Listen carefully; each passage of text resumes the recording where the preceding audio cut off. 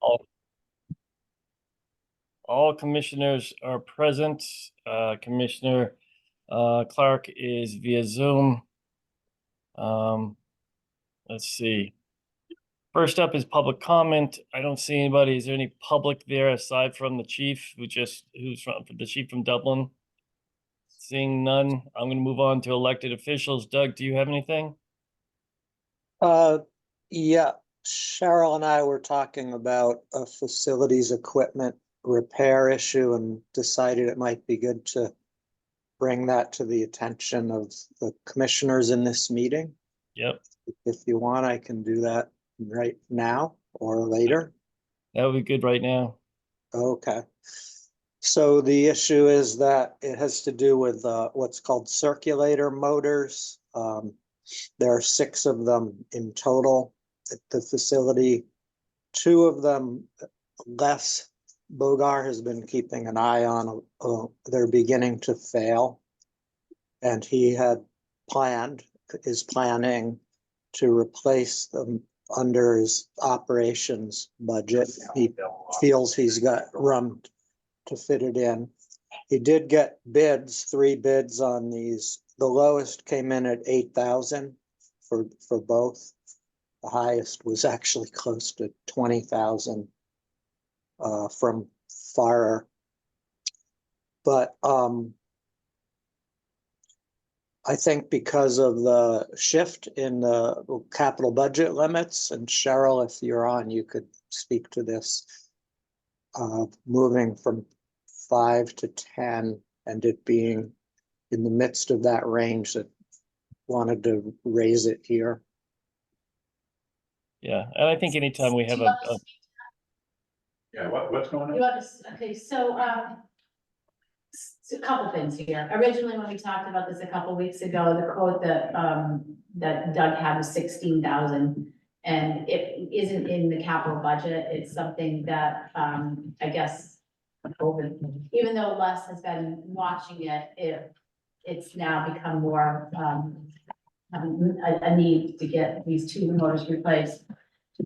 So the Doug had learned that Les actually has a handful of, or 3 bids, one being, I guess, 20, one being about 16, and one being 8, and the 8 is through, what is that company, Crawling? Crawling, yeah. Which, yes. Their response time isn't as great, so they may have to wait a little bit. However, there is a change in the statute that happened just recently, that the threshold for having to go out to bid has gone from 5,000 to 10,000. But my feeling about all of this is kind of twofold. We haven't really adopted the new threshold. You weren't even, I'm sure, made aware of the fact that it went from 5 to 10. And Chris and I still feel like an $8,000 unexpected expense should at least be talked about, even if it doesn't mean that we're going to need bids. So Chris and I are actually going to present a policy. We're not prepared to present it today. That's a full secondary to this.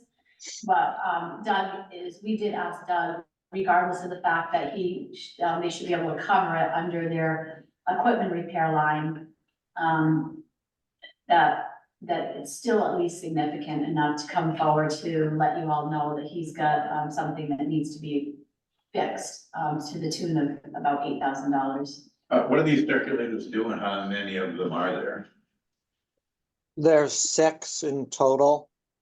A couple of them are connected to the geothermal, and a couple are connected to the heating functions, and a couple are connected to, I guess, AC. And it's the usual issue that'll happen with these kinds of motors. It's a bearing issue. They're starting to have a slight whine to them, a couple of them. And Les had a outside person in as well who thought, yeah, you're getting close. You could get a couple of years out of it or not. It's something that is knowledge and expertise is it's time to move ahead and replace them before they fail. All right, so we don't need to do anything today, that's telling you, Joe. I would say until you internally approve a new policy that we adopt the RSA. Because I believe we're still, the county commissioners still have a policy of over 5,000 that you, and he does have 3 bids, so. Okay. So I think what you would want to do is allow for him to move forward with Froland to, fix or to replace these motors. Is that a motion? I so move. Second. All in favor, say aye. Aye. Aye. Okay, go forth and prosper.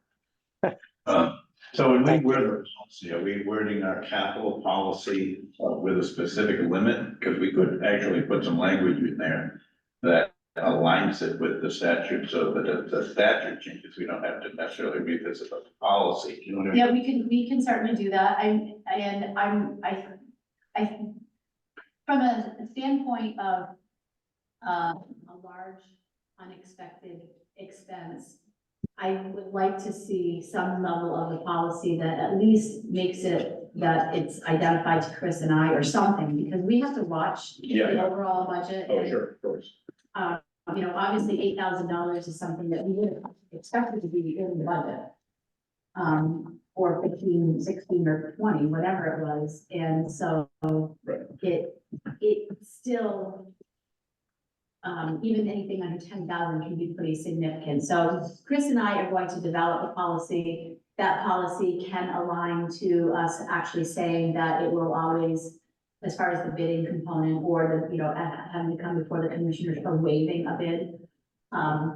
And I'm thinking that Chris will, and I will put something in that at least puts a threshold, and I don't know what that threshold is. It might be 5,000, it might be 2,500, something unexpected that we at least become aware of it. And I don't know if there's something in between that you commissioners would at least like to be made aware of, unless you feel like my quarterly reports is enough. But those kind of things, especially when hitting operation line, kind of, they're not at my immediate attention. The contingency line certainly is, but. Right. So, Okay. More later. more later. Sounds good. Okay. Moving on. Doug, is that it for you? That's it, yeah. All right. I don't believe, Cheryl, you have anything, correct? I did email something out last night, but I am here for the duration, so we can talk about it at the end if we want to get going on the agenda items. It's on that collection. Yeah. Company. The collection person for Emacs. Yep. Yeah. Okay.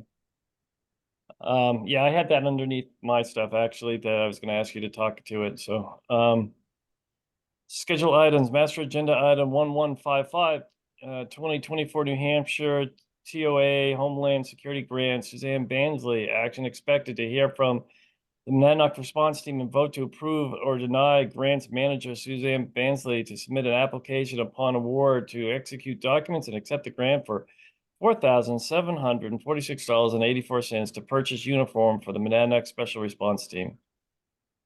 Suzanne. Good morning. I have brought a guest with me. This is Tim. Would you pronounce your last name? Swacco. Swacco, Chief of Government Police. He is also the team commander for Monadnock Special Response Team. This is continuing our discussion from last week, where the commissioners wanted to hear more about this team, and I will turn it over to our chief to tell us a little more about And it. just to set the stage, Chief. Sure. I think there was a split in the commissioners, but there was actually a need. I think maybe talk about his feelings on it, but Sure. we've actually been chipping away at this for a few years. So that's kind of the backdrop. We weren't unanimous. Okay. First one, so we thought, well, maybe we need to learn. Fair enough. So I can tell you a little bit about us.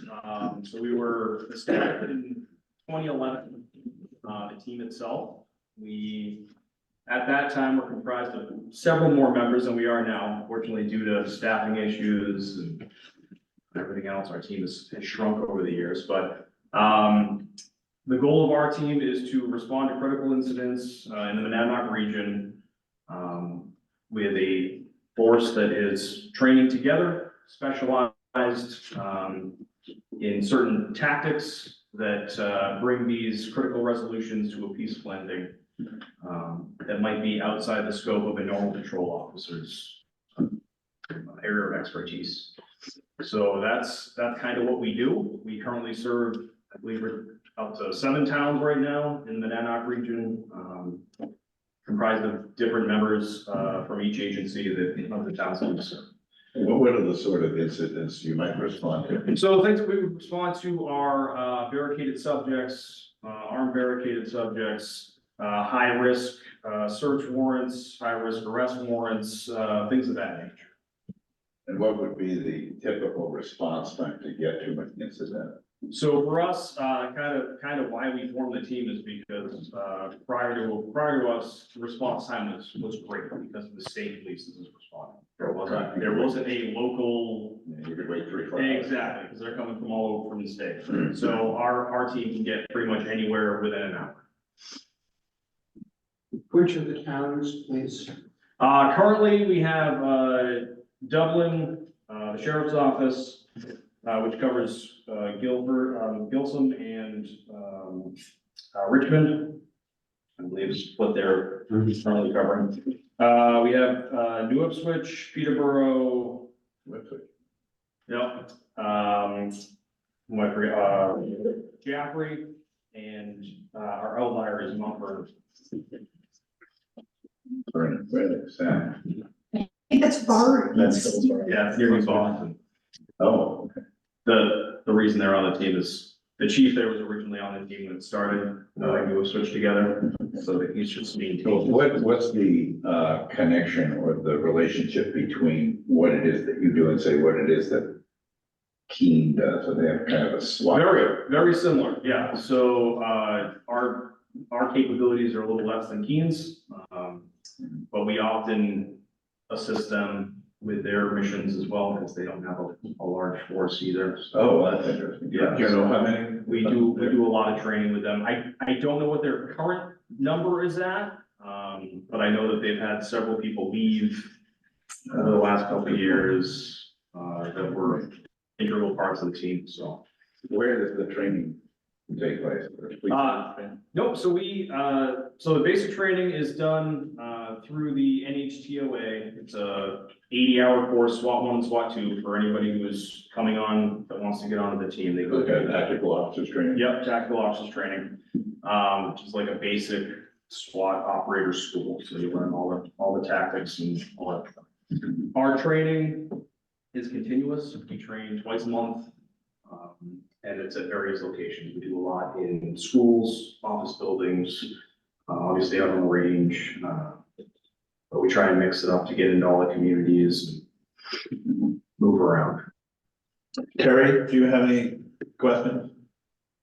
Yeah, I was kind of wondering, what kind of a psychological element do you folks have in your training and in your tactics? A psychological? Well, is it all just brute force, or is it, you must have people involved who can negotiate and talk down people, et cetera, like that? Yeah, absolutely. I think there's a common misconception of SWAT from the 80s. It is no longer brute force, kicking in doors, escalating situations. In fact, we're very much the opposite in our approach these days. Everything gets slowed down. Everything's very methodical. We bring in negotiators. It's a lot of waiting, a lot of standing around and talking. So yes, that's our approach. Do you consider it to be more dangerous, more psychologically stressful for you folks on the team?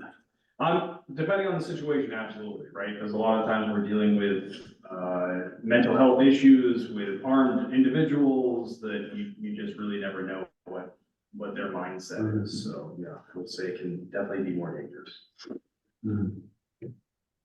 Yeah, I have no, there's no reflection upon the people, that, in your department and the other departments in the town that participate in this.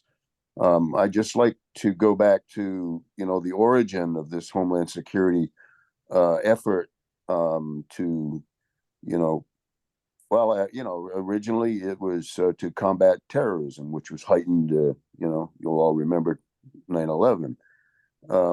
But over the years, we've pretty much found that, that isn't as prevalent or as it, as we thought it was going to be, and that the federal government is putting a lot of responsibility on local infrastructure and manpower and such like that. So I've always kind of shied away from supporting this kind of thing, because I think it's overreach, and in a lot of areas, not really necessary or the best use of our resources. But I suppose over the years everybody's working their way into this, and I liked your response to my question.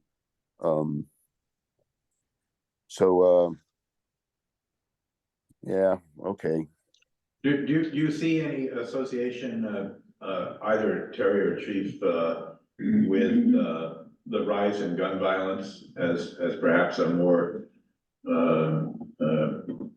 overwhelming change in society? I mean, I get what you're saying about terrorism, and usually there's only one terrorist in the room, but the gun violence seems to be more of a unpredictable, growing threat. Wouldn't you think, Terry? Well, yes, and that's part of the problem of my thinking is that we should be doing a whole lot more to try to arrest the source of that in the beginning, and rather than just reacting to it. If the federal government really wanted to help us, then they would be more sensitive to legislation and to psychological health and all of the things that make humans do what they do. And our society is sort of, you're right, Jack. Some people are rolling out of control with this gun thing. I mean, I know people who buy 15, 20 guns. They think about it all the time. It's a major part of their life. Every weekend they go to the range, and it's integral part of what my dad used to do.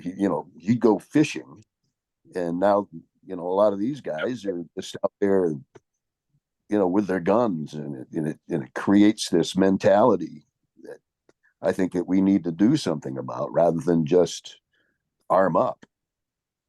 Well, at the moment, I don't know what that is unless the chief runs for Congress. But they're the ones that are misbehaving. Well, he's a pretty nice looking guy, so he might make it. Thanks. So the grant Did here. you hear that from Trump? Hey, sir, good looking. So the grant here refers to the purchase of uniforms, and does that specifically refer to protective uniforms like bulletproof vests and the like? No, quite literally, these are just standard regular uniform shirts and pants. So they come with like protective elbow pads, built-in knee pads, things of that nature. They're also fireproof and have more water resistance than the average wear. So they're a little better, but they're not bulletproof. Very durable, but they're not. Should they be bulletproof? Well, no, we have, the other things that we wear for that. That's a different grant. Yeah. Is You it, have a is, vest on now. I do. You do. That's. Yeah. Right here.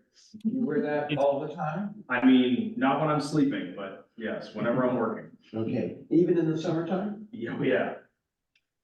Yeah, it gets very hot. Well, I thought everybody knew bullets don't penetrate the stomach. Yeah. It's just a winter thing, isn't Yeah. it? The biting cold. Yeah. So does that mean, were you called out to a special high risk situation, you would change your uniform? Correct. Is I there think time to do that? Occasionally, Mhm. yeah. But isn't it critical to the mission too, that you have some level of uniform that can be put on, that can be identified, that's in that is, when you're in that situation of crisis, you want to be able to see who's who and what, and what team is what part of what team and all that, so you can communicate better, I would think. Absolutely, yeah, and it's important for, not only our people on the ground, but also for the people involved in the incident to be able to identify us as police officers. Does it change the command structure? If you're on that team versus a mere patrol officer from one of the towns? Right, so, yeah, it would. So in a tactical situation, I would be the tactical command officer versus. So it's the same really as incident command. Correct. With the structure and the colors and the designations. Got it. Okay. Further questions, Commissioner Clark? No. Thank you. You ready for a motion? I have one additional question. Okay. So the motion here is to be applying for a grant which would pay for the uniform. To apply and accept. This is, it's not necessarily competitive in that the application, as long as we are making one for eligible purchases, which we are, it's already been approved, is also going to be awarded in part of like one sweeping motion. So it's an application and the acceptance of the award combined. So that there are no additional charges or expenses for the county, is that correct? Any overages will be covered by the kitty. I would expect probably a nominal overage so that we can get the whole 10 uniforms. The grand amount is not easily divisible. And they have a small fund that can cover a tiny overage.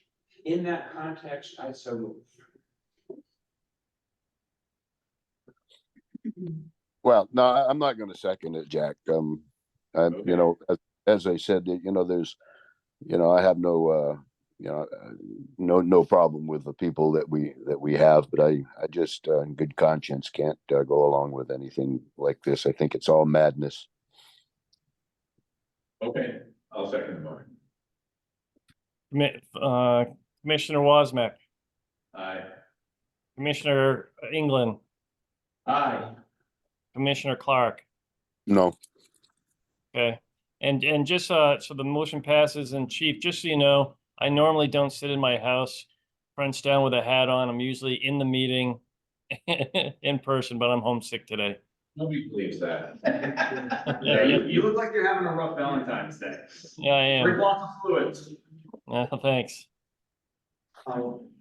Thank you. All right, well, thanks for coming by. Appreciate it. Nice to meet you. Thank you, thank you. Thank you. Great to meet you. Appreciate it. Thank you guys. Signed all my forms. I'll be on my way. Okay. I would love a hug. Oh, it is. That would have been upsetting. Thank you. All right. Have a great rest of your meeting. Next on the agenda would be my report. First and foremost, for those that weren't at the budget hearing the other day, the budget passed with and Cheryl can remind me because I know I have it right here. Well, Cheryl, you can say it that you know it. A negative 0.0 what? 9? What? Where did the budget end? Okay, so the budget ended at. Oh, please. It's about a $25,000 decrease under the budget of if otherwise it'd be a 0% zero taxes to be increased. So it's like a 0 point. By $25,786 or a negative 0.09. And was there a single source for that reduction? Yep, so essentially, at the very end, the things that were like added at the end, and maybe you already said this, Chris, is they did allow for the $1,200 of a computer for conservation district, but with the caveat that they're made aware that we're not gonna continue, replacing things like this. Oh. You know, they hear the evolution of where it is, but don't, you know, they need to take some of their, costs on, not thinking that the county's gonna continue, replacing stuff like that. So the IT department, they, are allowing for the additional FTE, but not until September. The grants department, they, are allowing for the additional grant writer, as of September. Great. And the, one of the state reps, Jennifer Rhodes, who wasn't in attendance, but John Hunt spoke on her behalf, and so did, I think, others, that she was advocating for another victim witness advocate. She's very passionate about it, and so they allowed it, and that would be again as of September 1, 2023. So those three things added, or four things added 66,000. And then so prior to that, before that was added, we had the budget potentially down by like 70,000. But then they took, John Hunt brought up outside agencies. They decided to reduce 100 nights by 5,000. So that to reduce it, because they've gone from 10 to 20 to 30 to 40, and they're like, this 10, you know, it's, they just felt like the increases that have continued to keep coming, and their memory served them that last year's 10,000 was not supporting the building, the new building. So they took the middle road, and rather than cutting it back to level funding, they allowed for a $5,000 increase. They also felt that the Monadnock Family Service request that was like a 39,000. Just under 40. Yeah. A $40,000 increase. They thought that was a bit high in one year, so they that increased by 12,000. So they're still getting an increase, but it's 90 to 93,000 versus the 104. And the VNA HCS, again, they had a $10,000 increase as well, and they reduced that to a $5,000 increase.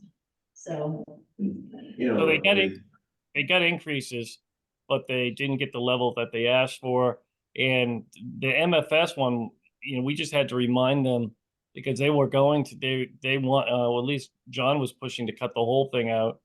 But I had to remind them that the cut came because the state of New Hampshire cut their funding, and we're filling that gap for an individual that goes out and works with individuals that are in encampments throughout our region to ensure that they're safe and they're healthy, and when their well-being is okay and their mental health is where it needs to be. And so, you know, after they heard that, and I said they didn't cut it like in the sense that the money went away.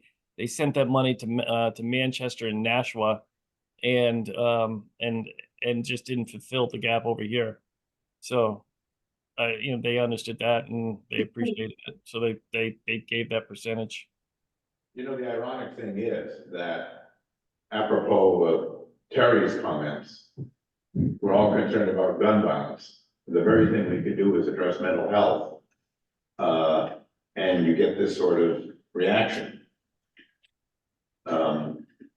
I don't get it, doesn't make any sense. So we'll fund more guns, but less butter. Yeah. So to speak. Yeah. I agree completely. And overall, I think the presentation with EMS was presented on Monday too. I think overall, I think things went extremely well. They approved really without question. They approved everything that we brought forward, even how we're utilizing some funding. Was it an extended discussion of the funding sources? Do they really understand it, or were they just tired? I think between Cheryl Cheryl and myself, we were able to have them understand the importance of the monies, like the IDN funding, and what it had been used for in the past. And I think because of that, yeah, he's, Go ahead, Chris. What did Hunt say? well, I think at the end of the day, he said, okay. I mean, he just said, that's, yeah, I don't have an issue with it then. Well, he remembered the purpose of the IDN funding. Okay. It's Yeah. really, so he jumped on our conversation to acknowledge that he remembered the purpose and kind of wanted to ask, are they gonna still continue? And so he Yeah. kind of, I guess, wouldn't you say he led a little bit to Yeah. continue the He just sort of, support?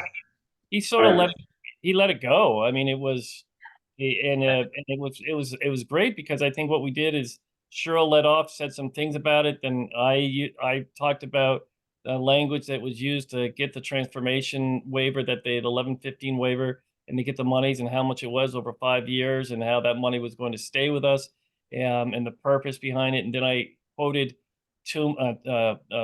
former DHHS Commissioner Tupis on what his exact wordings were, which were perfect for what we wanted to say, which is the truth. And so at the end of the day, I think they understood how we're moving forward and our goal to where we want to be, but this is still a startup. Can we make sure that that's well detailed in the minutes? Because I want to be sure that, at least for Keene's purposes, or Sandals' purposes, or anybody else's purposes, that the use of the IDN funding and anything else that's supportive, that, we need to be sure that the minutes reflect the support of the funding mechanism for the EMS, because it can't just be about you and us, right? I want it to be clear that it extends down to the state reps, particularly Hunt, who remembers the purpose of the IDN funds in terms of building the continuum of care, right? Plus, Interim Chief Larson gave an excellent PowerPoint presentation about about what the new EMS group has been doing over the last many months. Yeah. Olson. Olson. Yeah. Yeah, And I yes. think everything. No, I think everything we did hit that gave them more than enough information to make a very thoughtful decision and move forward. And Davis actually has all the language I use. Davis has, and you have the record, and we had it all recorded, so we have all of it, so we can get that, so it's detailed. And so they saw a PowerPoint. Yeah, it was a very good one. Let's make sure that PowerPoint is in the minutes, part of the minutes. Yeah. So that if anybody in the outside world looks at it, they can see. I mean, this is a really, I think it's a useful and important reflection of support beyond Jack and Bob and Terry. Yeah, but there was no doubt that they're very clear that they want to see this make money. Yeah. And, Representative Abbott, make sure, and he didn't go on other than to make that one statement. We did present as part of this an allocation of IT, because when Rob Hummel met, he indicated that IT has had to kind of boost up in order to support this program. So we did make sure to allocate $8,500 from IT to EMS to account for about 5 hours a week of Rob Hummel's support. And that I know pleased Mike Abbott, or Representative Abbott, when he saw that was presented. Okay. So come back, what we might do with cost reports. Yeah, we'll have to do a journal entry every month to allocate 5 hours of, that's IT indicated that that's what they're following. There's a budget line there, so if it doesn't get. Yeah. So, but overall, it was actually, I thought, a really good day. I'm really So I've got- are you gonna be drafting a press release under the chairman and vice chairman's name that talks about how the proposed budget will actually lower? Is better than zero, is less than zero? yes. I mean, We always, We've already, yes. we've already started working on that, and I already told Barry that I was going to, have some quotes that are going to be identified by him and also Dan, so that they, talking exactly about that. We also handed out the 2020 to 23 thing for Swansea. We also showed them Keene, and it was interesting because Representative Hunt kept saying that, that when he first joined, that Ringe was fifth and their level of payment to the county, and now they've moved into the number 2 slot, and so they're carrying a heavier load. And I said, my argument was, the bottom line is when we have a budget that leaves here, as we need to be as fiscally responsible about as we can. If you look at over the last 6 years since we bonded the nursing home, I would argue that we've been incredibly responsible, whether it's the delegation, it's the commissioners, or the administration as a whole, all of us working together. And I said, I can't control that you have lakes in your town. I can't, and that people want to build on it. I can't control that valuations have gone up in your community. I can't control those things. And that's how the system, and then everybody sort of jumped on them, on the saying the same thing. And it is what it is. We understand that there's a level of responsibility, but our responsibility is to put together the best budget to meet the needs of the work that we do, and also understand the fiscal realities that we're facing. So it's, that's it. it's properties in Ringe like Hunt's that increase the assessed value of property, which increases their burden. It's a little ironic. Yeah, You have- disagree. I don't disagree with that, but it is what it is. Chris, could I ask a question or two? Oh, man. Yes. I know. There were a few items that were kind of in flux between the commissioners recommended and the executive committee process. I just want to check on them. It included the change in the administration vehicle in terms of make, model, and going to a lease. And I think Eli was gonna speak to that. Did that? I spoke to it and Eli was there too, but, yes, that is in. What happened is we were able to remove the funding because the first year lease payment won't actually be due until 2025.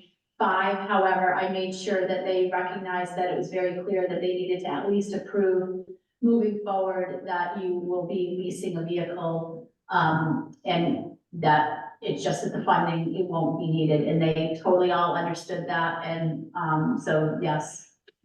Okay, great. And then, So Jack asked a question. So Doug originally had, like $35,000 in there to purchase a Dodge Charger because he needed another vehicle. And so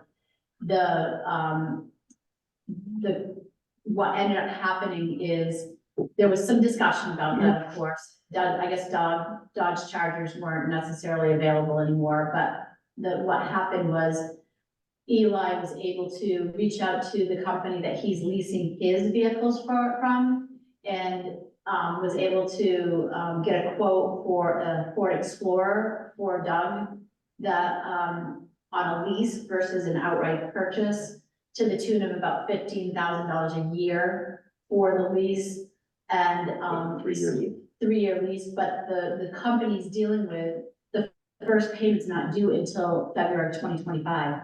So we were able to remove the 35 that he was requesting, but knowing that they're still approving him to get it, it's just that the funding not needed until being in the 2025 budget. And that's actually something I really should point out to the delegation as well, because we probably should get a separate vote on that. And the only reason why I say that is when leasing companies, they're gonna want to see the appropriation, and because the appropriation won't be in the 2025 budget, I think what I'm gonna do is I'm gonna actually make a motion for the delegation meeting on they approve the lease, recognizing that the first year appropriation won't be in till the 2025 budget, and that would be for both Eli's vehicles and Doug's vehicle. So, do we lease all the sheriff's stations? Yes, yeah. Yeah, they're pretty So- much on a So then rotation. their expenses are pretty low. 'Cause Yes. It's rolling them over. Yeah, the only time that Getting they some kind trading of bump is if he asks for 3, and then we usually knock them down to 2 anyways. Yeah. And do we have, is there an escape clause in the lease? All the leases recognize that they're subject to appropriation, Okay. but we've never experienced somebody having it, but It was interesting, up where I'm working, the difference between the escape clause and not is the difference between what you need as a supermajority from the voters versus a simple majority. Because with the escape clause, if they don't feel like funding it in the subsequent year, it's just a simple majority. But if there's no escape clause and it's a longer term debt, you need a 3/5. okay, So it's easy, it's a lower bar to get across Right. with the escape clause, yeah, because you can get out of it anytime you want. yeah, I mean, leases period are just lower, because that's the same thing with the HVAC project that we had. Doing a lease versus a bond, because a bond, you needed a bigger majority vote, versus a lease being Right. something smaller, so. Interesting. Yeah. Good. I mean, the cost difference is marginal. You almost wonder why we bother to buy vehicles at all. If we just, you want to turn them over every 5 to 7 years or whatever. It's just easier. But anyway, Yeah, and I mean, the sheriff, even though they're 3-year leases, they are ones where you own them at the end, and he still keeps them for another 3-4 years afterwards. the downside of that is you lose the trading value, because by the time you turn it over, you got nothing left. Mm. So you climb back up the hill to a new vehicle, whereas if you actually cycle about 3 to 5 years, you get the residual value. And Right, you but always that- end up with a healthier fleet Yeah. with a greater trading value and therefore a lower replacement cost. Yeah. But But I mean, right now, what's happening is they have, I think, 11 or 12 vehicles where they're only having to kind of keep leasing like 6 of them at a time, rather than having leases for all 11. Because if you were constantly leasing without holding on to them for a little while, you'd have lease payments for your entire fleet, always Right. circulating. I get that maybe they'd be lower because you'd have a better trade-in value, but this system kind of allows him to constantly have half of his fleet on lease and half of them he's utilizing. it's just more of a sawtooth presentation versus leveling out. Yeah. When you lease and rotate, you climb up the hill once and then you kind of sail on. Have lower Whereas light lease. You lease, you jump up and then it goes down and then it jumps up. and then it goes down. Although, I don't know, it's interesting because I lease my vehicle and mine's due for replacement and, I'm not gonna get into the costs are just crazy. I think I'm just gonna look to finance what I've got, but I mean, I only had like $1,500 in equity. The Wow. leasing companies try to create a program that they're somewhat breaking even on Sure. what the value of the vehicle is gonna be Right. when the lease is due, so. Yeah, I'm not sure if that's the same with these bigger commercial leases, Yeah. but I definitely I know. think it's a in little the- different. Yeah. I'm leasing a couple $1 million worth of equipment up north, grader and 10-wheel. Yeah, They're guaranteeing a buyback. value. Yeah, oh, well, that's good, at the end of the lease period, because they'll turn around and sell it yeah, over again. But anyway, Yeah. that's never get into that. The second Okay. item was the jail management system. Rob and I had made the case to It's in there. do that. Okay, and the third was the body scanner. No, they said they'd rather have you guys feel those, yes, it's in there too. Thank you. we, Wait, what? okay, No so body scanning? I know, Chris was being, Oh, He's, scanners in there offset by opiate funds. I Oh, couldn't, okay. I couldn't let Doug just have everything so easy. The cost of the inmate management system though is less the maintenance, just so you're aware. Less So than me. Yeah, the maintenance on the old program has been being paid through the canteen funds. Oh, That's how it's been presented, so this will continue in the same manner. how much is in the canteen? Couple 100,000? Yeah, 190,000. yeah, I was gonna say 190. Well, We don't, we tend to build it up and look back over our shoulder every few years and gee, we should spend some of this. I've been spending it down. I've been using it more on purpose because it grew from about 80,000 4 years ago to 205,000.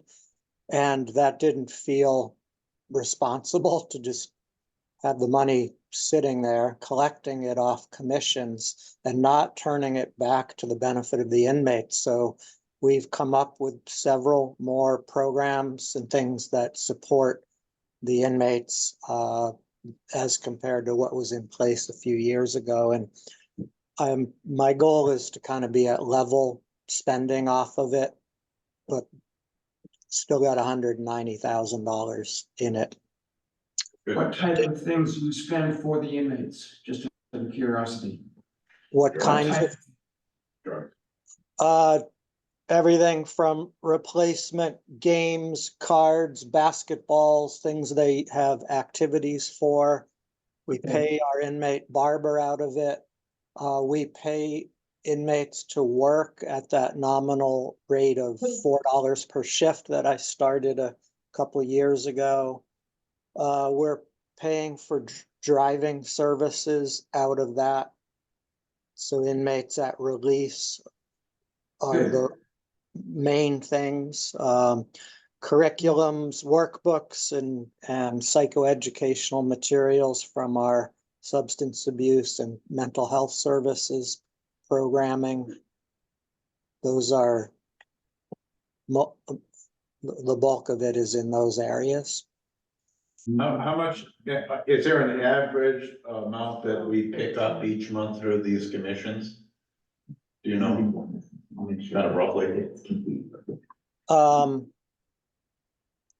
don't know it off the top of my head accurately enough to quote it, but yeah, it's pretty consistent.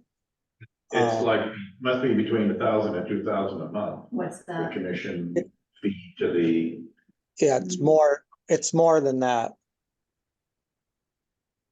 And that was including a reduction for the maintenance of the inmate management program, so if we didn't do this, that would be. so what did you say, Doug, we pay inmate for inmate labor? $4 per shift. So if it's a 4-hour shift in the kitchen or a 3-hour shift in laundry, regardless of the duration, it's just a flat rate of So $4. just out of curiosity, Doug, we probably get it back again, right? Yeah. Because they spend it on their. Yeah, they spend it on ramen noodles. Yeah, that was our hypothesis back when we made the decision to pay them, was that a large majority of that would just cycle back in, and I think it's been proven to be the case. Yeah, they don't save it. They're not big savers. They'll spend it on extra canteen or things like that, I suppose. So they're not really oriented to being discharged with $100 in their pocket or something. Yeah, they're not very good at that. Sometimes if they're working with a case manager on lining up housing or paying a probation fee, they'll get some help in budgeting their money, having something at release, but I mean, they do have balances at release because we're signing off. We give it back to them on a debit card most of the time, and it ranges from a couple bucks to $50 they get back. Hmm. And just curiosity, change the subject, how are we doing with transporting discharged inmates back to various communities? That's been a rousing success. It's been really, really helpful to our officer time. We're getting them direct to the desired location rather than, downtown Keene.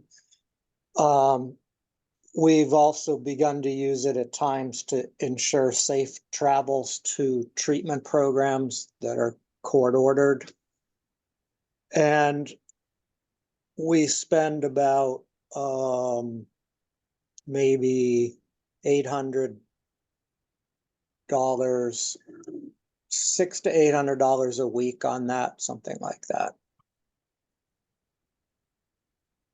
Yeah, I'm seeing like the most recent TD driving is $490. Is it all paid out of the commissary, or is there some paid out of the general fund as well for the TD driving? It's all commissary. Originally, if you recall, the commissioners did approve 12,000 for that when it was kind of a hot button issue with the city and Elizabeth Dragon, and ultimately I felt like it's a very direct benefit to the inmates, and the canteen fund can support it. And so it's entirely funded from commissions now. Who's TD mean? It's T&D is whatever the company is that they're using Okay. to, bring to transport. Okay, It's like another tactics service, I never heard of it. I don't know where they're out of either. Do you know who they are, Douglas? TD? T and D. I don't know They're out of. for sure what that stands for. They drive for the doorway.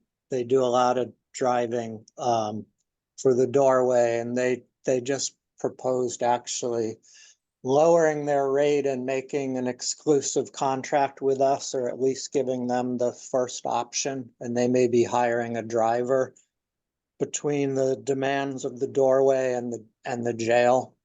But probably 90% of, we have 3 contracts, probably 90% of the volume is handled by T&D. They're So excellent. Guy named Terry Rose runs it. Right. So T must stand for Terry, but I can see that the address is 30 Hillside Ave, Keene, so he must work right out of his house. Yeah, Yeah, well, yes. so, that's interesting. We're spending $8,000 to $12,000 a year, and they want to lower it to get an exclusive contract with us? Yeah, I There's don't know why for them, and I don't know how much lower. It's just beginning conversation that literally this morning, booking commander said that Terry asked him, they're getting the majority of the work anyway. When you say majority, is that because they don't have capacity to necessarily do it all? Yeah, occasionally, they're not available, but they're by far the most responsive, the quickest turnaround time. I think we do kind of start with them in most cases, to be honest. So there's not much downside because the contract would still be framed with, they have first rights. It doesn't, if they're turned down a job, then we're going to go to one of the other companies. We would retain that. What's the other tactics service in town? Can't remember. Tony's. Tony's, yeah. Do they not like the population? Do you know what I mean? Do Like the other homesteads or- do the other companies not like the population? Yeah, I mean, Not that I've heard there. I'm just curious. I mean, and we're careful about if we have an inmate that's potentially uncooperative, we'll be careful about using them, but that's actually pretty rare that we still Thanks. drive them out. Yeah, some of the taxi services aren't around in Adventure. A lot of their personnel are doing school runs, which is much more financially beneficial than doing something like that. So that's why I think sometimes you may have some of the problems because they've got these long-standing school contracts. And also just the whole Medicaid managed care, a lot of these taxis companies are just bringing people to their home visits.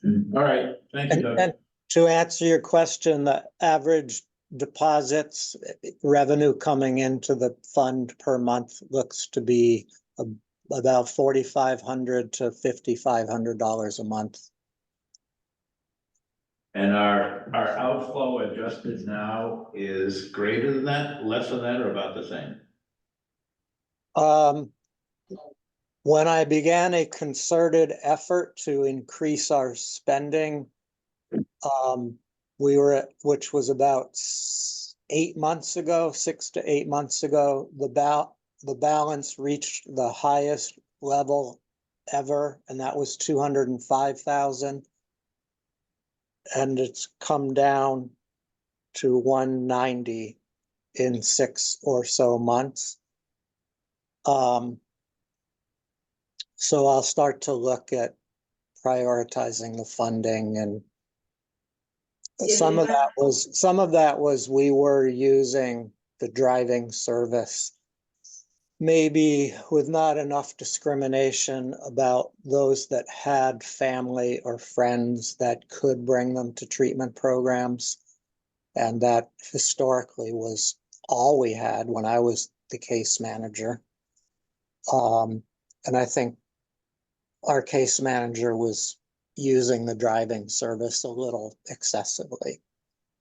And those are some of the more expensive trips because sometimes we're bringing them to treatment in Manchester or Nashua. So I've already made that adjustment, and I think that alone will curtail some of the spending, and we should get back to a level spending pattern. Got it. Joe? So, just looking at the last 12 months, which is, February 14th, 23 to 22, 14 to 2024, the inflows were 68.5 and the outflows 87.3 for an overall outflow of 18,843 more. But of course, some of that has been intentional because you did want to start spending it. So, Yeah, I mean, I don't think it makes sense to build up a big fund, but I also don't want to drain it Right. either. Right. So whatever that equipoise is. Yeah. It would be, yeah. That's my thought. I don't want to drain it. I want to keep it at least 100,000, if not higher. And already making some adjustments because it went up literally every month for 3.5 years or 3 years. And then the first month after making that adjustment on the treatment program driving, it actually did go back up again after 6 months of declining. So I'll keep an eye on it. Our kidney dialysis person has been released, yes? Thank goodness. Yeah. so he has, that's good. I was noticing the last.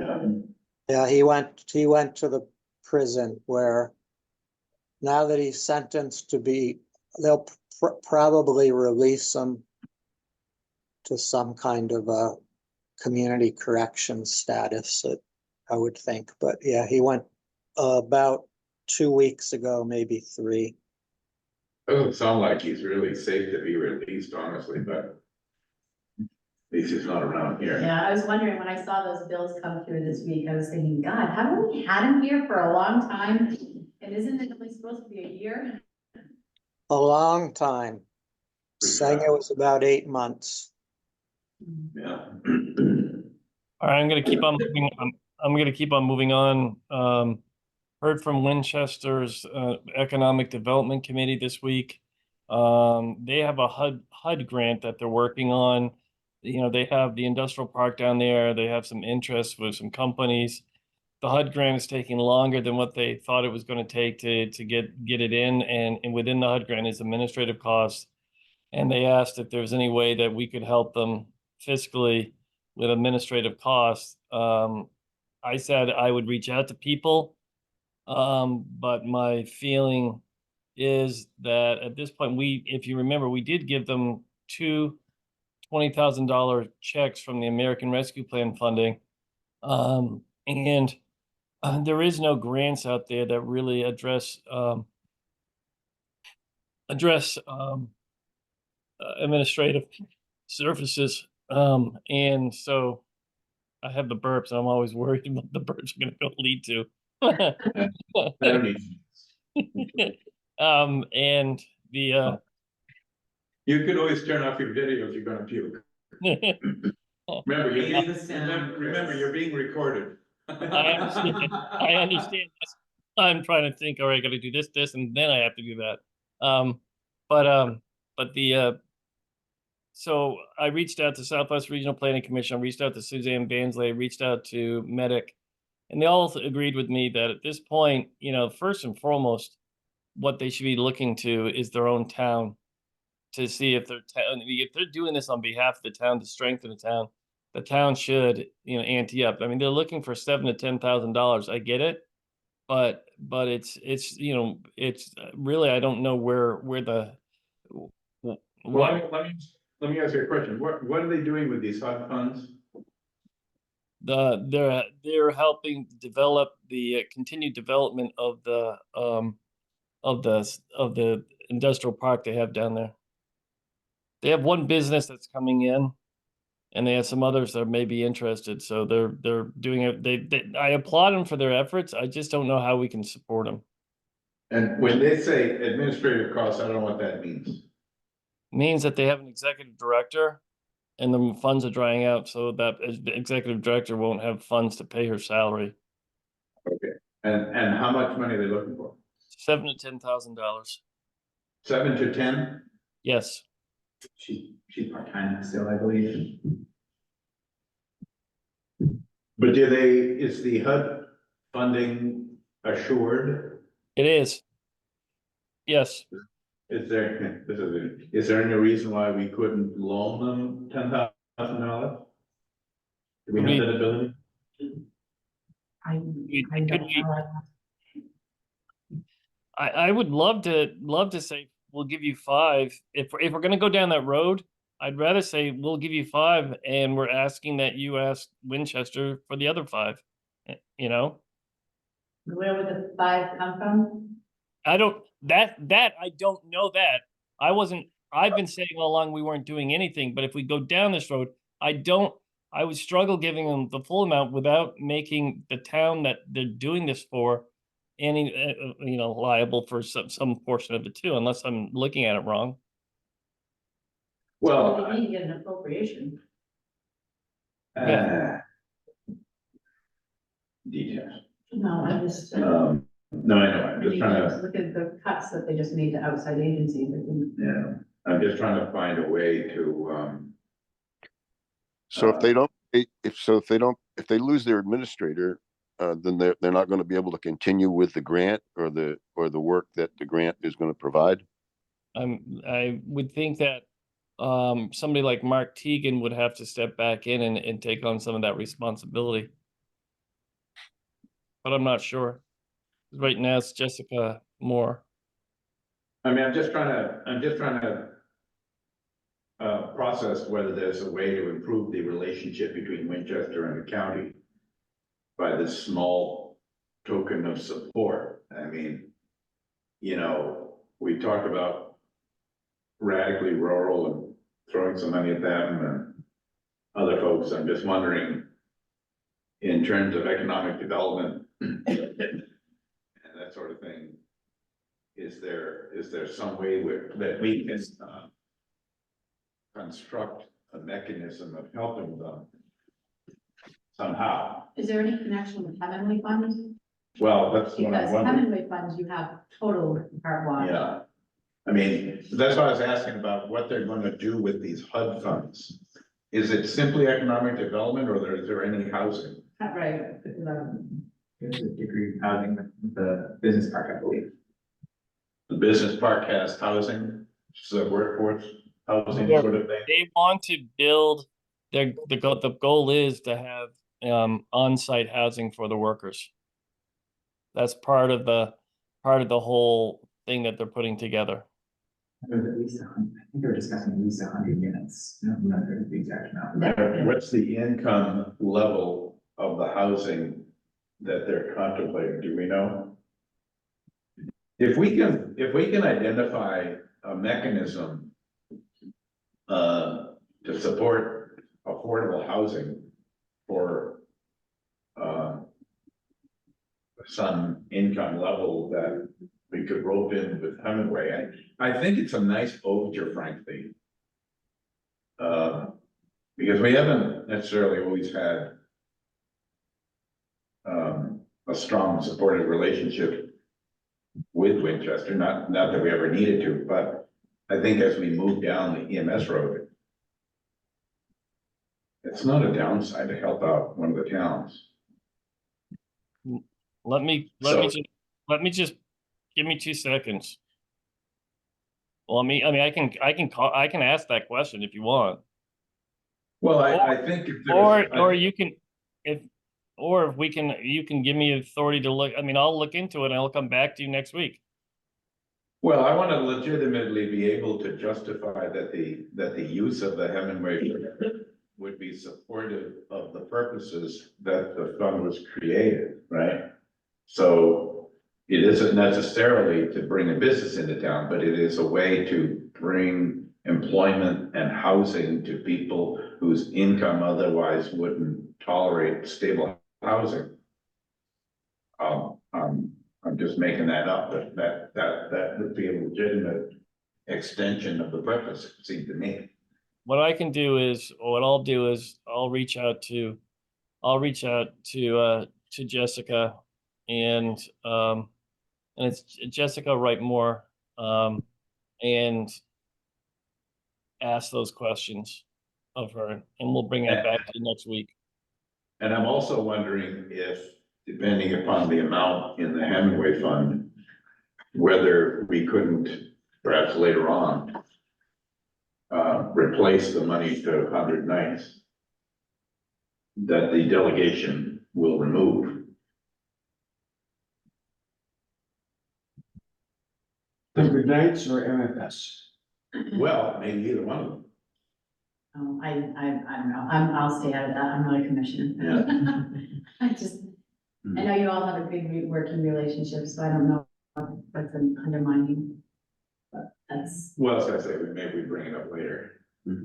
Later. No, it's not abnormal. It's not abnormal in the past for me to bring a letter forward from Mindy Cambia or 100 Nights saying they had individuals, that they don't have room at the inn, so they're housing them at Keenan or Best Western or whatever. And in the past 3 years, I think you've done it. I think last year was $9,000. So that's not abnormal, and we've taken it out of the Hemingway Fund. None of these agencies are getting rich. None of these agencies have enough resources to serve the need. Everybody in the country recognizes the needs of homelessness and mental illness. And so, yeah, do I have an urge to fill the void created by that reduction? Yeah, I do. We don't have to do it right away, but, aside from all the rhetoric about mental illness and homelessness, reducing the funding doesn't seem to be a useful thing to do. Yeah. But we can table that for the moment. All right. Well, I'll ask Jessica I just, to be honest with you, I was coming in to make you aware in case it came back at some point, but that this is how I was moving forward, that I reached out to multiple people. Everybody pretty much said everything that we could look at, northern borders, congressional spending requests, all that stuff would be not fast enough for what they were asking, for. And so I just felt I was gonna go back and say, these are the resources, just what you can look into, but nothing is as quick as what everybody's telling me, and that is go through the town. But if we can do something, then we'll look into it. But I need to have more information on the project. That's all. So we'll look into that and we'll bring it back to you next week. Yeah, I mean, I think it's important for us to make the effort. If we can't do it legitimately, we can't do it, but I think it would be good relations for us to make a good effort at it. Okay. On a different note, I did have the opportunity yesterday for about an hour or more, whatever it was, to meet with Elizabeth, the city manager, Elizabeth Dragon. For the Oh, is city, she still there? and it was a great conversation with great kudos to our guys at the EMS department for the work they do. The chief has had only praise for their professionalism and their level of skill and care. And so that was nice to hear. I was, honest with her too, and she said, anywhere I'm hearing, I'm only hearing positive with the service, so that's good. I did say that, but I think that we're seeing that. I said the ground forces were never an issue. The ground forces, I think they just realized that they're waving to each other. They're, things are good. It's always been, certain people that just had a focus on the negative. And I said, do I still hear some feelings around negatives towards us from those people? Yes. But I said, is it anything I'm worried about? No. But it was a good conversation. A lot of things were discussed, and I think, and I also gave her a spreadsheet with the left from 2000 to 2023. And her comment was, and I said, if you look over the last 6 years, you'll see we've been very conservative, or not conservative, very fiscally responsible, blah, blah, blah. And she's like, so one thing I've never had to worry about is the county. You guys have always done a great job with your budget. And then she asked me how we did it. And I said, I gave her some examples of things we've done so that we don't have to put certain things in budgets. I said, it's not always about cutting. It's about how you look at something. And if you can generate more revenue over here, can you take a portion of that revenue and address issues over here so that you don't have to put it in the budget, all that stuff. So she was very thankful. She was really excited about this. Showed her online the data map and data information that Chad Butler has put together that has Keene on there and Swansea and others, because she's looking for something, because she wants to really start to understand runs and in a day how many runs they're doing and all that jazz. So overall, I walked away and felt like there was some good things. So I know that I'm going to talk to Chad Butler today at some point and tell him that he may be getting a call I may be getting a request to have him reach out to the IT director for the city of Keene. And I just, like I said, I thought it was a great conversation, not knowing what I was walking into, and so. Well, that's good. And listen, without even looking very far down, we're saving the city $180,000 because we're providing backup services that they were paying $15,000 a month for. So, there's no question that aside from the long-term, tax impact of the county budget on the city of Keene, which has been nil, we're actually saving them money. So. Yeah. Well, I think like I said, I think every day we're there, every day we do the service. Yesterday, we had a paramedic intercept sent into the city because they had a possible broken pelvis at Aldo's or something like that. And so, you know, every day we're in there doing our job, just like what we heard in Harrisville. Every day. That all the weird, I'm sorry. We're just walking. Oh, okay. Just every day, I think we're doing our job. In any of the towns, people just understand we're just there to do the job that we've been asked to do, and we do. I think we do it well. We do it quickly. We respond quickly, and I think that's what we're hearing. We just need to continue that. So that was Elizabeth. This Friday, and Bob, I'm guessing you're going up, but I could be wrong. NHAC meeting. It starts at 9:30. 10 o'clock is the executive committee. And then the awards committee, Davis, the awards committee is at 11, not the 150th. Okay, thank you. I am planning to go to, I'm on the awards committee as well, so I will be there from 10:30 until roughly noon or 12:30. Already. And then today, supposedly, I have a meeting at 12 o'clock or 12:15 with Ann Terrell from the hospital to talk about things and how things are going. And so we'll see how I feel. But I do want to have a in-person conversation.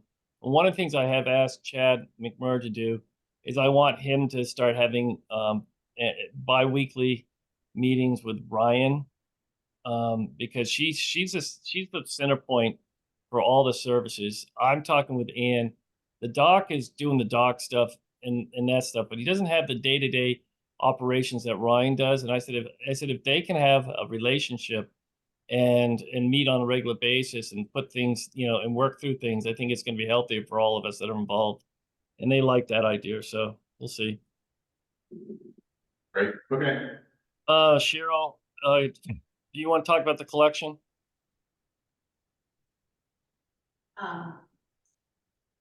Yes. What's their percentage?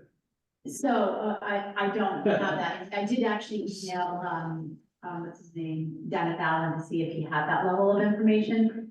I reached out to Dennis Allen to get, a sense of who they know of that are, collection agents, and, this is actually a company that they work with. He says many around the state work with this. They're out of Amherst, New Hampshire, and that they, even though they will work with whoever we want to, this one they just already have a relationship with. It's already a seamless thing that when it gets to the point of, they really don't mess around with personal collections once something's gotten past 90 days, and, the personal people are not responding to the bills. They just automatically send it to this collection. It doesn't mean that they don't still work insurance claims. Yeah. But, so he just, you know, made mention of this name. I went online to look at the background of what they do. Certainly I will get more information about what their collection rates are. I'm assuming that they probably just take a percentage of what they get, but. The thing I'd be interested in is I'd like to see samples of the letters that they send at the various levels of aggression. Yeah, I think we ought to be aware of the sort of done-in letter that anybody might get that used our service. Because, you know, sometimes those can be pretty aggressive, and sometimes I'm imagining that they start out fairly benign. And I think they kind of do. But I'd like to see kind of a sample. And then my other thought was, because I did read the stuff you sent, whether we have an opportunity to customize that in the sense of putting some of our own language in there, in addition to what they've done. Now, I don't want to rewrite it, but depends on how they say and what they say, and whether or not, as a political governmental body, whether it would be helpful us to put language in there that either softens or explains why we undertake the level of collection that we do, and it isn't just to make money. I don't know, it's kind of foreign in my head yet, but the fact that, well, we're a government service, the fees are what pay for it. I don't know, Yeah, no, I totally get it, yep. Yeah. So do you then, it sounds like you don't really have, you support me reaching out to this company Oh, I and think- getting more information Yeah. I think that it's allows, fair to say, um, You and Chris get to decide. okay, but still, I totally understand what you're asking, is, the hope that they would allow us to at least add a little bit of our own customizable language to whatever they do. I would think they would, but then again, I don't know. I Would don't be know. that difficult. I just, because we are who we are, I think it runs the risk of backfiring in the sense that a patient might send it to the state rep that says, hey, I'm getting these dunning notices and you guys are being aggressive and you're a government service and this isn't fair. And there's this great trend that all healthcare should be free and nobody should pay for it. And so I want to be sure that the message is kind of fair, I guess. Plus, as a follow-up to that, on one or two occasions, Cheryl has mentioned someone, maybe it's one person who you mentioned twice or two different people who contacted her. They were simply unable to pay for it, and we decided to pay for it from one of the extra funds. I don't recall which one. Could have been heaven. Yeah, it was a small one, and this Yeah. is that woman that called and said Yes. she had cancer or whatever. Anyway, that will be happening periodically, and perhaps we could decide to be continuing to take funds from the Hemingway Fund or something else, so that Cheryl can make the executive decision herself, rather than to have to go through the hassle of waiting for next meeting to be coming to us for it. I don't think that there's any urgency in, having Right. to wait. I mean, I don't disagree necessarily, but I also think there's a value to For us us to know. to know, Mm. and put it in minutes that there's either a trend Excellent point for putting it in Because minutes, yes. I mean, ultimately, the delegation, well, not ultimately, but the delegation is always gonna have to be mindful, as will we, of the sustainability of the model. Mhm. And this sort of thing, I think, goes to that question in the long run. Well, do we So- know what our unrecoverables are going to be and how to deal with that? There must be an industry standard on that. Well, no, there's a lot going on, but first of all, we've never actually engaged in a collection service before. This is a decision that is bringing forward because at least with EMAX, they really start not dealing with continuing to collect when something becomes 90 days delinquent with them. If they are not getting responses from a personal person, this would be an automatic flow. And so we've got one or two choices. They just stop doing this for us, period, at 90 days, and it's a done deal, or it goes over to collection. Coastal is a whole different story, and I'm trying to talk to them because if you never noticed, Chris, it was kind of crickets when I asked Jen if he would meet with us, or my Yeah. phone. Yeah. Anyway, but. Well, I think Ish, they're- with the- they're- Go ahead, you finish. there is a lot of receivables out there, and I think we need to do something, otherwise they are just gonna go unpaid.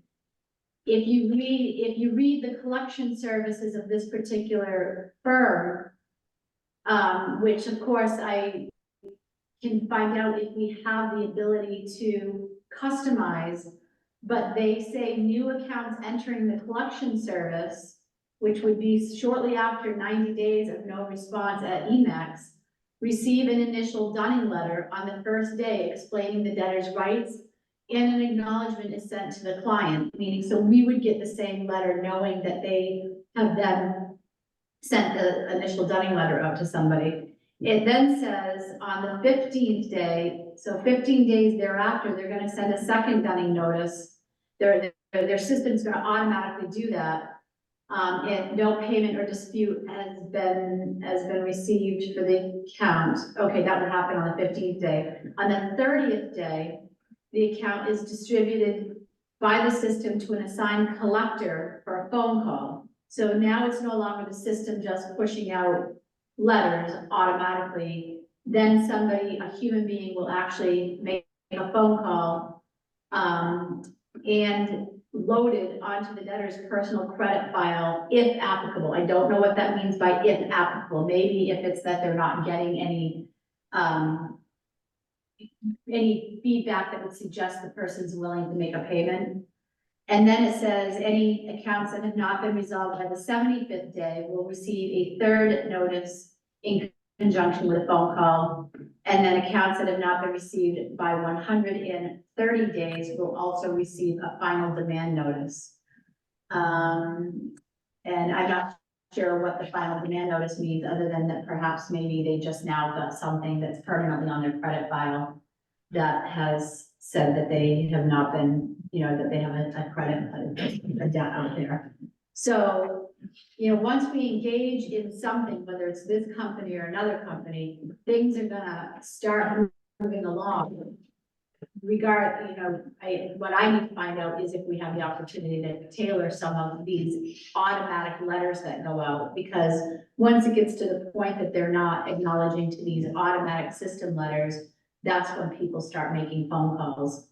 And then it really sounds like once the phone calls are made, if the person's not still responsive and not willing to find some sort of payment arrangements, then their credit starts getting tagged. So I know it sounds harsh, but we have over $1 million worth of outstanding receivables on the coastal end. Now granted, that's our gross charges that we never expect that we get anywhere near the $1 million. But in coastal's mind, they're pretty much done with us. It's gonna be whatever comes through their door. So I've even reached out to them to ask about what are our steps to engage a collection agent, and their initial response to me was that they would that we could do whatever we want, but only with the ones that are non-responsive, and that anything that they have billed on our behalf, and I don't know what that means, anything that they've been actively billing, unless. Long story short, I've asked Jen at Coastal if we can have a phone call, because I get too short of answers from them, and I don't understand their process at all. They don't. And But I can tell you, it's perfectly reasonable that they're gonna want their 4% if the money comes as a result of the collection effort. But I don't think so. I think once it's turned over to these companies, then they recognize that the company, and it could very well be the same thing as what Emacs is saying. These are the ones that are personal. It's like when you're dealing with an insurance company and they deny or whatever, that's a different thing. You're basically accepting, but if we're getting denials at the level of Coastal, they don't communicate any of that information. And so therefore, I need more of that information, because especially if they are Cheshire Medical Transports. Cheshire Medical never wanted us to go unpaid. They wanted us to attempt to find a payer, and if the payer was not gonna pay, then they'd be responsible for us. And this is where somehow Coastal's gonna have to share their information. And at some level, I kind of understand the headbutting that may have gone along in the previous Yeah. relationship. And I have to give the benefit of the doubt that Jen will allow us to our information, but You know, I don't understand why they would, I mean, this is how they make their money, the extent to which they can, work with us to redouble collection, they're gonna get their 4%. she's actually at this point where she's actually saying, if you guys want to just turn anything over to EMAX, because originally it was October 31st, they were gonna work everything to October 31st. Yeah. There, you can tell they just want to cut ties. I wouldn't actually mind if you were on the call with her, that but I'm fine if you're not. I just feel like, they're I think it's, going to stand firm with as far as they're gonna go. But as far as I'm concerned, these are our accounts. And we need to have more information about their collection efforts. What, do we have an ability to go back through and rebuild using EMAX, all of those that are out there, and pretend that those bills never got sent? I don't think so, but what I would say we could or should is, and this is what I need to make sure that Coastal understands, especially with the interfacility transfers. Cheshire Medical, in their contract, said that they expect us to bill all insurances first before billing them. Right. And so if there are things that have been flat out denied or whatever, and I just don't have that level of information Yeah. that they've just kind of given up on because, oh, they told us, no, we're not gonna pay.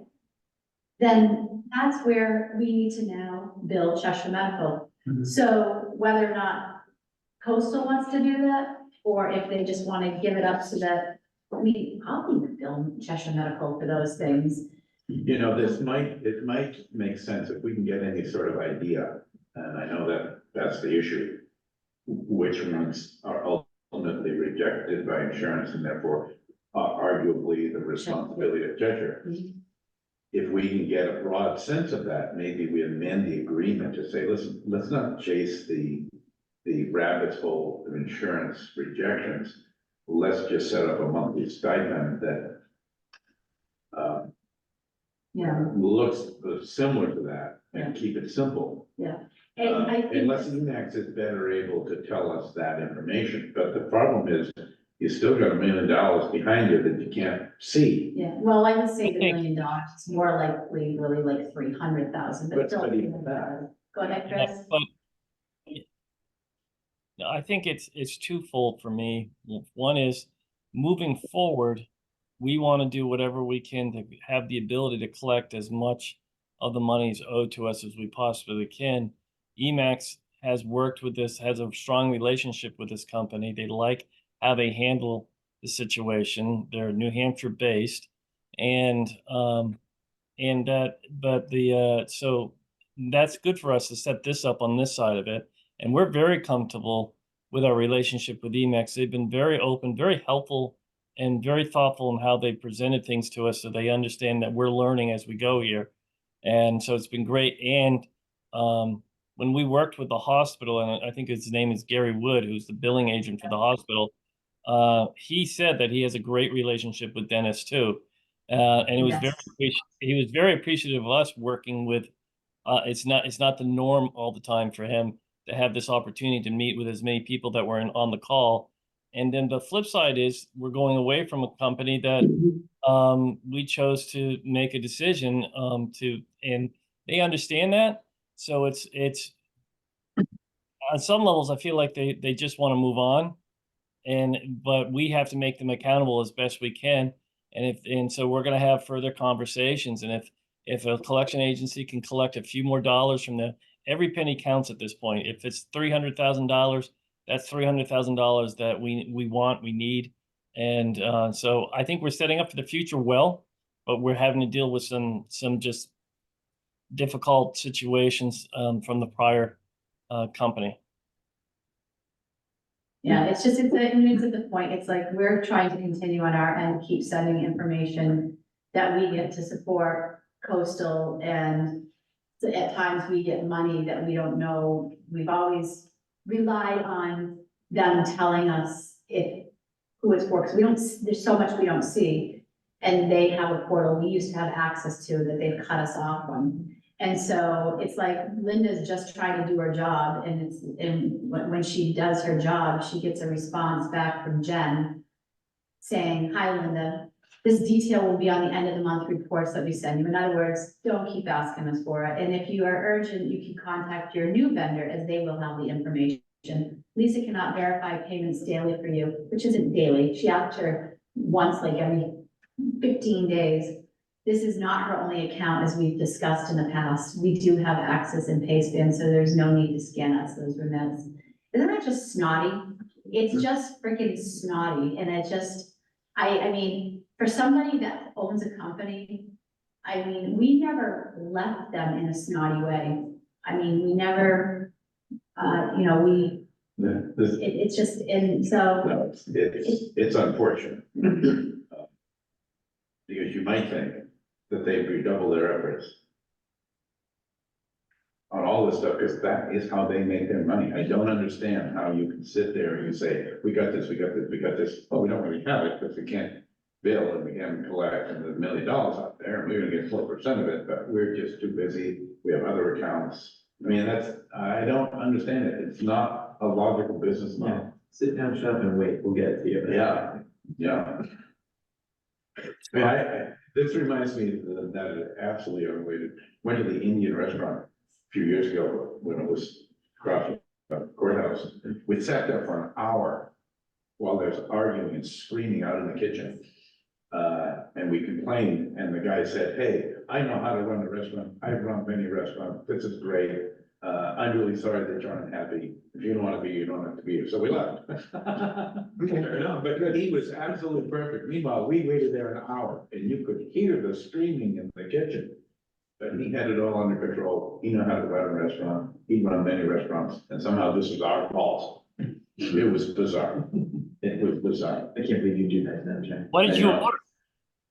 You didn't. Maybe water? I don't know. I don't know. I don't usually. Cause your But drink's not usually a hard one to make. Yeah, I know. You gotta make ice. That's the toughest part. A lot of ingredients.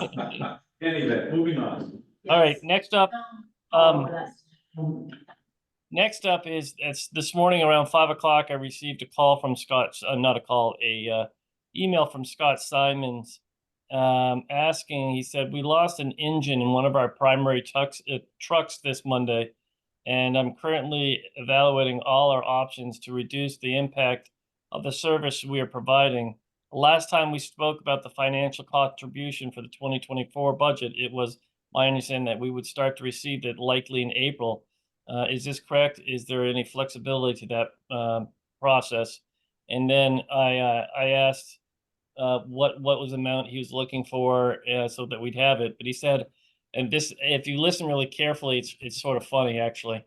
Our mechanic has recommended not replacing the motor, as it's a truck that will likely continue to fail. It is a truck we acquired from a local EMS agency that closed. I am researching all options. I think it still has vanity plates. Yeah, probably. I am researching all options, and if necessary, would ask for 15,000 of the appropriated funds. And we're in early stages of this, and I'm trying to put all my ducks in a row. And he says it will impact his ability to transport on some levels. So he wants to get a new vehicle, different vehicle. Yeah, so if you remember, we set aside monies for well, there was 3 different things. Let me just get it right here. I have it. 75,000 for employee training, 7,500 for employee training and workforce development for driving credentials, 18,000 for fleet maintenance and upgrading, and 16,000 for service expansion development. We were going to do $3,500 a month, which averaged out to $41,000 for the year. As you know, had we started a fleet service, we were looking at $450,000 to $500,000 annually. We were able to take some of the IDN money, set it aside for this cost. It's in the budget. The executive committee has approved that. They have not passed it at the delegation level yet, but I've never not seen them not pass the recommendation of the executive committee. So I would say that if we can help and be able to utilize some of that monies up front so he can get that vehicle, it's critical for the care of the community. Especially since when I did meet with Elizabeth yesterday, she's like, Chris, one of the things the chief is really concerned about is they've seen a doubling in 911 calls to the nursing homes.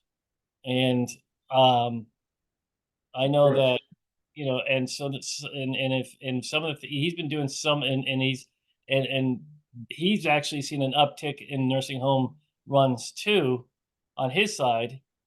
You know, so I just think anything we can do to ensure the continuity of care for the citizens of Cheshire County, and it's in the budget, it just hasn't been approved by the delegation as a whole. But the money that's in the budget was for purposes other than this need. I don't think so, because there's 18,000 for fleet maintenance and upgrading. The New England winter and roads place a particularly tough burden on our equipment. We were able to acquire 2 wheelchair vans from the closure of a previous service in an area, and with that purchase, we were not expecting to have placed so much of our capital reserve into them through updating and repairs.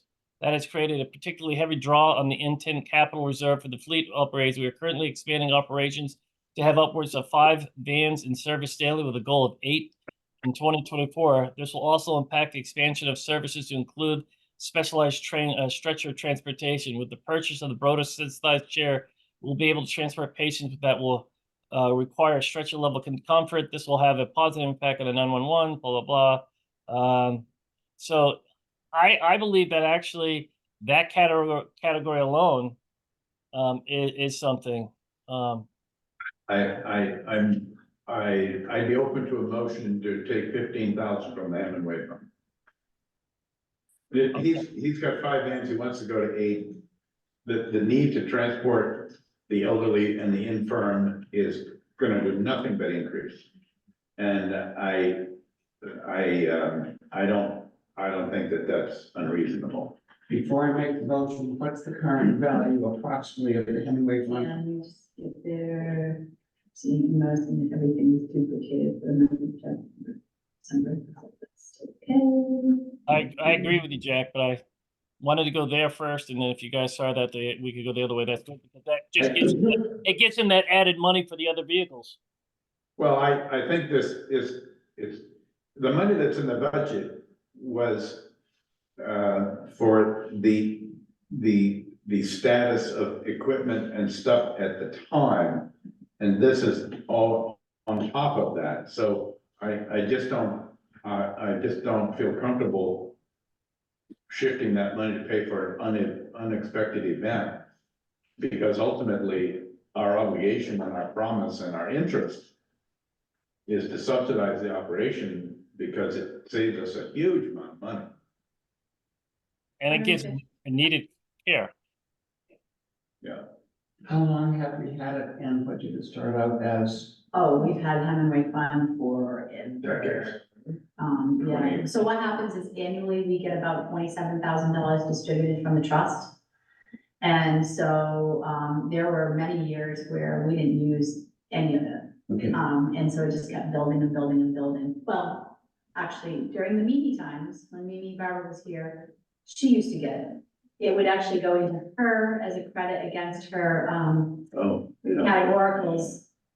So there finally came a day when the categoricals went away, and we only were intermediate nursing care and home and community-based services.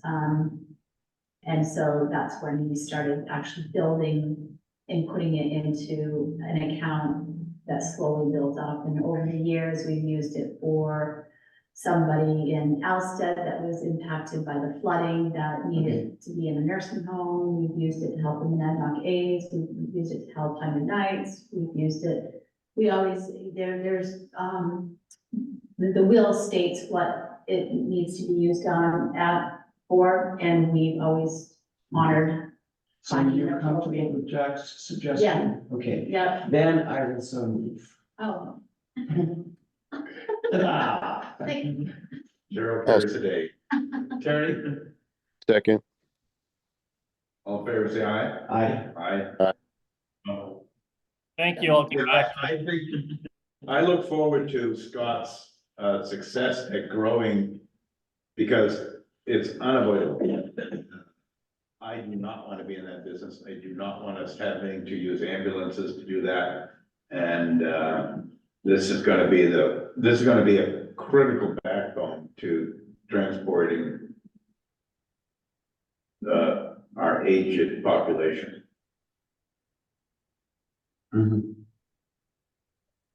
Yeah, I don't disagree. When I got it, I thought I got to bring this to this morning and see what we can do to find a way to get this done. So that's great. Thank you. Then last but not least, we can do this today or we can do it in the near future. But as I've stated in the past, and kudos to Davis for his work on this. We, as you remember, working to get this up and running, the EMS program. We were surprised, if not disappointed, when we found out that a letter or a complaint had been filed against us. We were even more surprised when we saw that it was signed by both individuals that signed it. And so we initially took time to read, and the first initial read was something that you read it and you then had to put it down. You had to take the emotion out of it, read it again, read it a third time, even a fourth time, and really start understanding that there was some real the document was actually not a document that had a lot of cognitive thought to it, and there was a lot of misinformation, or lack of understanding. So what we chose to do is, and Davis being the opera individual that he was for the county prior, he really started going line by line through the whole thing. And we actually developed a longer document, then a middle document, then a shorter document as we went through the process. And I'll tell you just briefly some of the concerns that we saw in there. But Davis is going to go, if you choose to, we can do it today. But Davis can go into greater length on some of these points too. And I just think it's important that we start to get that information out there on some levels. And again, if it's not something for today and you want to do it at a later date, that's fine. I just thought since we are at EMS, it might be appropriate. Your wishes, and I'll keep on going if you want me to. Well, what would your presentation look like? I mean, I don't, ultimately, obviously, we all want to get it and read it. Yeah, But do you want to just do an overview? well, I could do an overview, but I could wait until you guys read it, whatever works best. Well, it wouldn't bother to have a little context in an overview, and then we'll get the document and read it. The various layers. I do have the copies. This one is, I'll be reading from a bit of a narrative as well, but this is the short form document that you see, Jack. Can you send electronic copy to both myself and Terry? Yeah, give me one moment. And just to be clear, I only bolded those because I changed the language. Oh, yes, yes, those are just what I was Okay. able to print out Okay. last minute. Okay. But and just to finish up my thought before Davis goes down this list, when I was reading it, what I realized that there were like just some factually incorrect statements. There was one in there that says that at one point we promised the hospital two ambulances, one of them being paramedic, but there was no way that we were ever going to be able to do that because we'd already promised Westmoreland a paramedic intercept ambulance. It's right there in the writing. I think it's like page 26 of it, or something along those lines. And I looked at it and thought that's just wrong, because we opened up November 14th. We were up and running, and with 2 ambulances for the hospital. It wasn't until January that we first got the first email of, and that was in 2022, and it wasn't until 2023 that we got the email from Westmoreland stating that they would like to have a conversation with us about the ambulance service. So, I mean, it was just little things like that, when I was contacted by the town administrator in Swansea saying, Chris, I read the report and I have real questions about it because then there they say that I received four bids for ambulance services, and I can tell you I'm the one that received the bids, and I only got two. And then last but not least, they wouldn't know certain things. They wouldn't know that like they make this thing about collusion with the hospital when in reality, we were asked to start talking with if we were going to purchase Deluzio, we were asked to start talking to them, make them aware of it. I was actually in a meeting with Senator Khan on a substance abuse group that he used to bring together, and Don Caruso was there. After the meeting, I pulled him aside, gave him a little heads up of what we're talking about, and then he asked his assistant to reach out to us to set up a meeting. But they make it sound like they took the lead on this, when in reality, they didn't know anything about it until we told them. So there's just a lot of that type of misinformation that's in there that makes the document not. Well, we just let Davis do it. Yeah, go ahead. Yeah, and I'm done. Great, give me half a second here. I just have to pull something up on this instead. It'll just be easier to read off of here.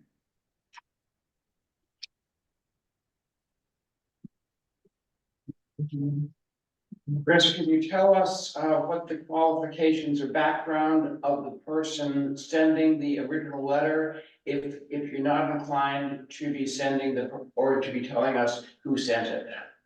Well, it just Tyler Boucher was one individual who worked for Deluzio's for many years, who then took a job with Rescue Inc. When he wrote this, he was employed by Rescue Inc. And then and we had some great conversations with Tyler on occasion, and he gave us great insight into a lot of concerns that we were walking into. And then the other one was Chief Parkwalk from the Keene Fire Department. So is this different from the publication from Farquhar from 4 to 6 weeks ago? So, Oh. So this is based off of the original complaint that was originally submitted in August of 2023 and then supposedly again in October of 2023. And we've been so busy doing the work of running an EMS agency that we haven't had the chance to be able to put all the facts out there. But as Chris said, I was the American Rescue Plan project manager after Will Pearson in 2021 and 2022 as well. From that, me and Will were able to spend hours and hours and hours on the American Rescue Plan and the Department of the Treasury's interim final rule, and then their final rule, as well as CFR 200, which has a lot of reporting guidelines that we had to follow. So this working with the American Rescue Plan required I was almost full-time, about 30 something hours, and Will was 40 hours. Required two people working every single day to understand the bill, understand how the funds were going to be distributed, and work towards using these funds for the original intent of the bill and the flexibility that the Department of the Treasury gave counties and other municipalities across the country. With that, this complaint does not have that level of knowledge, and there's no reason they should, but it would take many hours to fully grasp ARPA, and I'll admit it took me at least a month to just get a general understanding of how I could explain the bill if someone asked me what ARPA was. And the complaint shows that there isn't a lack of, or there isn't a basis of knowledge of the bill and how the funding works. Generally speaking, there are many errors in it that show us that they didn't understand the American Rescue Plan and still don't. Namely, the complainants believe that the American Rescue Plan was a grant, and that is not true. It was funding that went out to all counties across the country unless the funds were specifically rejected, which I don't believe happened in more than just a handful of cases. We didn't have to do anything besides submit a form and general liability forms to accept these funds. This funding was coming to us from the American Rescue Plan of 2020, 2021, and we were going to receive it no matter what, unless we said no. The complaint states that we applied for this grant and received it, and that there were certain stipulations from the grant that they say was a grant, but it was not. These funds were trying to respond to the COVID-19 crisis as fast as possible. So they released the funds as quick as possible as well in 2 tranches in the spring and then summer of 2021. The general rules behind the American Rescue Plan were pretty simple. There were 4 eligible uses of how we could spend these funds, but they were very, very flexible because the federal government, including President Joe Biden, stated many times that we know our regions best, and we should be able to use these funds for how we believe we can address COVID-19 best and address the problem we're facing because of COVID. And another way that this is proven is revenue loss. The government allowed us to submit up to $10 million worth of revenue loss that we could return money from the American Rescue Plan into our coffers to just essentially replace any money we lost during COVID. Because of the flexibility they allowed us to do a $10 million revenue loss replacement, even if we couldn't prove $10 million of revenue replacement. Cheryl, correct me if I'm wrong, but I believe we didn't have that $10 million necessity anyway. We didn't have $10 million of revenue loss in general. I think we would have had our stretch to have to sit there and come up with calculations. We may have been able to get there, so we most definitely took advantage of the 10 million. And then had to come up with other specific projects that were under the other ones for the excess 4.7 million or whatever it was that we received. Exactly. And so the government allowed us to take this $10 million regardless of what our actual revenue loss was, because they wanted us to spend this money to respond to the crisis, to use it for what we needed. The complainants think there's some rigidity to this bill, but it's probably the most flexible spending governments have seen since there's an influx of spending under FDR back in 1940 something. Yeah. So with this funding, the 4 eligible uses, we used revenue loss. We showed that we replaced money and put it back into the county to be able to use it for what we needed with the county from our loss over COVID and the $10 million deduction. The complainants seem to think that we could only use $10 million total of the $14.7 million we received.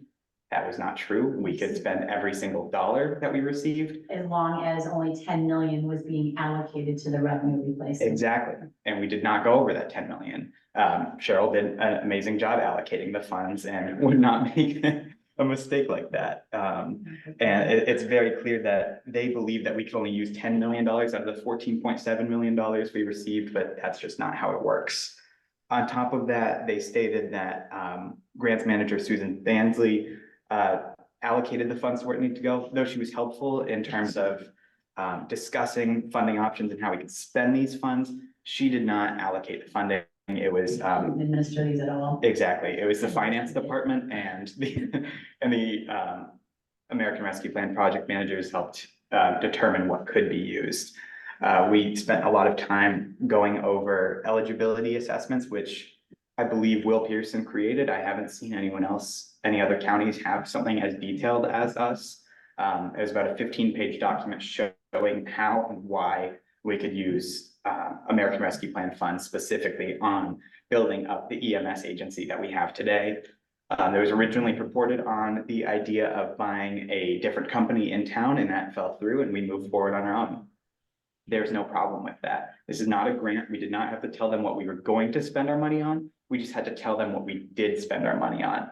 And they do not understand that. They think that we had to buy that business instead of starting up our own. We simply had to tell the Department of the Treasury what we did with the money, not what we were doing with the money. And all reporting has gone through the finance department, and Treasury had no issues since, how many quarterly reports have there been now? Many, probably almost Probably at a dozen by now. At least Ten, eight, probably yeah. 8 to 10. Yeah, Yeah. so 8 to 10 quarters, and Treasury has had no issue with this. I can go over more, but I don't want to take up too much time. It's up to you folks. So I have what- several more points that I can go over. Yeah.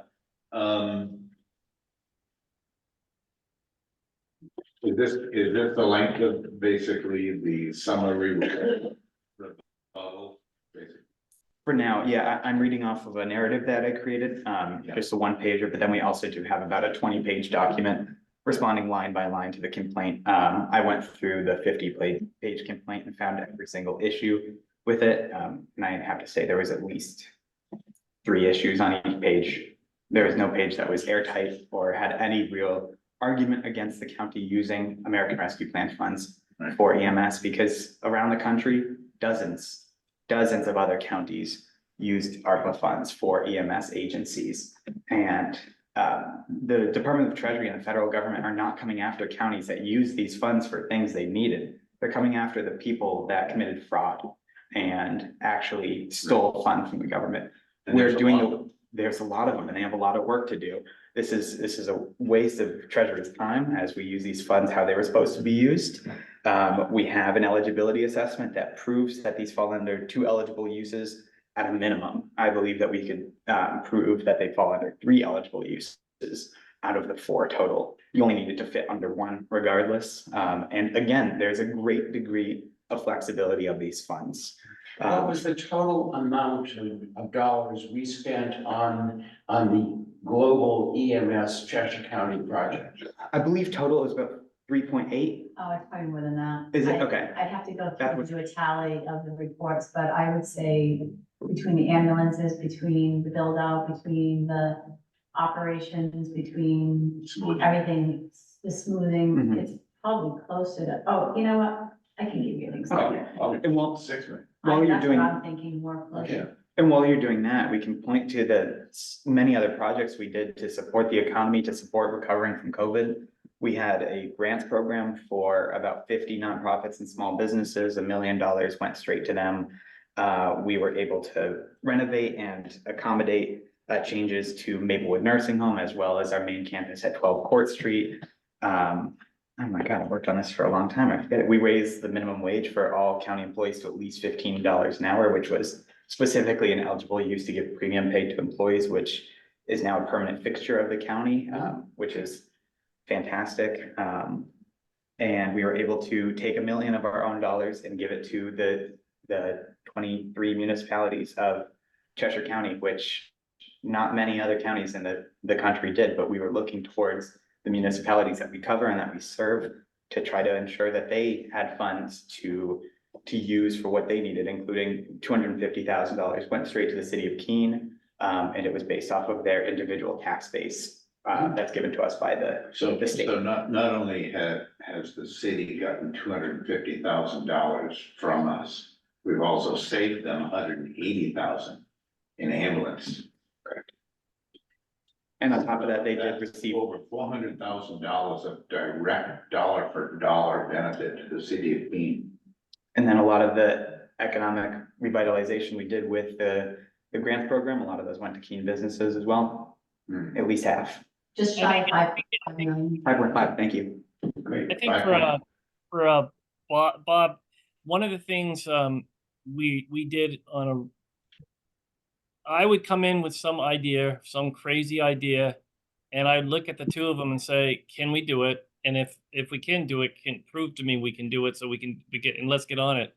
And they would go to town on trying to figure out if this fell into the categories that we could. And I don't think there was anything that we brought up that they were ever had an issue.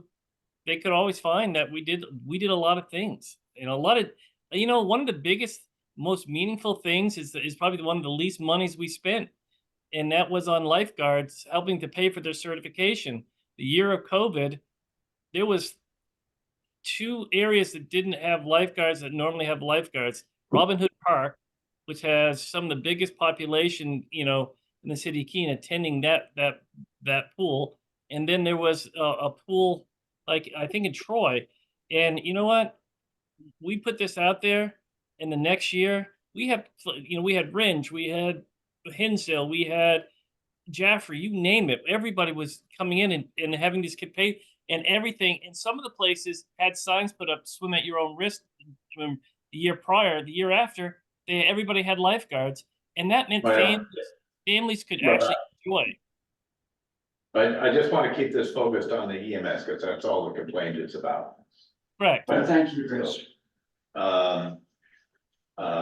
Okay, so, but my only now second observation of this, because as you might imagine, I've seen some of this before, is the pages reflect the original complaint, which of course most people haven't seen. Most people never will see it. So once we debold this in terms of a summary rebuttal or counter fact, whatever we want to call it, we could probably tighten that up and just keep the category of pages. Because the summary was going to go to people who have no interest in and don't have access to the 86-page complaint. Exactly. Right? Yeah. So, yeah. That works. I mean, I knew what it meant, but nobody else is gonna know. No, that's fair. Yeah. Absolutely. So it's really a point counterpoint, however we want to phrase that, because in the italics will be the assertion of the complaint. Yep. And then the response will be whatever our factual correction is. Yeah, exactly.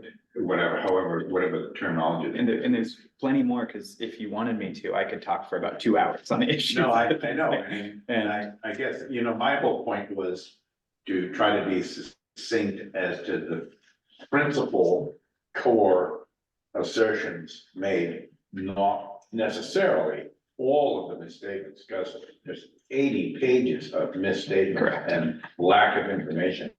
Yep. And an amazing lack of understanding of what county government is able to do. They just absolutely miss the entire thing. They don't get the fact that we're county government, we can do anything authorized by the delegation. Those are our state representatives. Yeah. And that's exactly what we did. So I don't understand how they even honestly had the courage to reach the conclusions that they did, because it is so ignorant that you could just see right through it immediately. It just is they must have spent months on it, but it's an absolute waste of time. I can add something, Jack, that might give you a little better understanding, is that I don't believe that that was their intention at all, to really prove that we did anything wrong. I believe their full intention was to embarrass us temporarily or whatever, which has a lasting legacy. And it was a personal stain. It was dirty politics.